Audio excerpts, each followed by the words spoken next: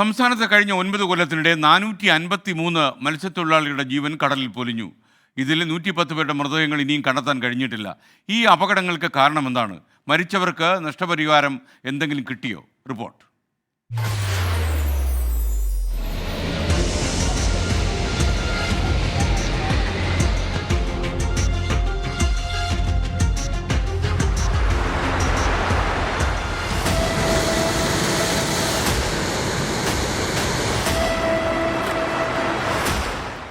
കടലിന്റെ മക്കളുടെ ദയനീയമായ ജീവിതത്തിന്റെ നേർചിത്രമാണ് പുറത്തുവന്ന നടുക്കുന്ന കണക്ക്.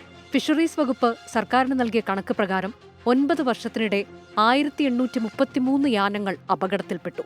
453 പേർക്ക് ജീവൻ നഷ്ടമായി.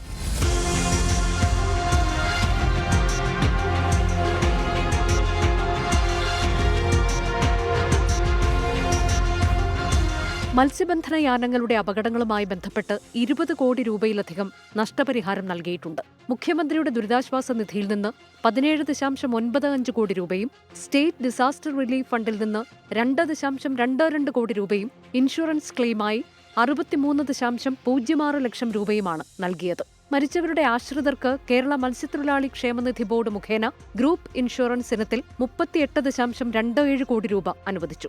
കാലാവസ്ഥാ മാറ്റങ്ങളും ചുഴലിക്കാറ്റും മാത്രമല്ല അപകട കാരണം. അശാസ്ത്രീയമായ നിർമ്മാണ പ്രവൃത്തികളും അപകടത്തിലേക്ക് നയിക്കുന്നു. സമീപകാലത്ത് ഏറ്റവും കൂടുതൽ അപകടമുണ്ടായ മേഖലയാണ് മുതലപ്പുഴി. 2012 മുതൽ 2023 ജൂലൈ വരെ മുതലപ്പുഴി ഹാർബറിൽ മാത്രം 65 മത്സ്യത്തൊഴിലാളികൾക്കാണ് ജീവൻ നഷ്ടമായത്. Research desk 24.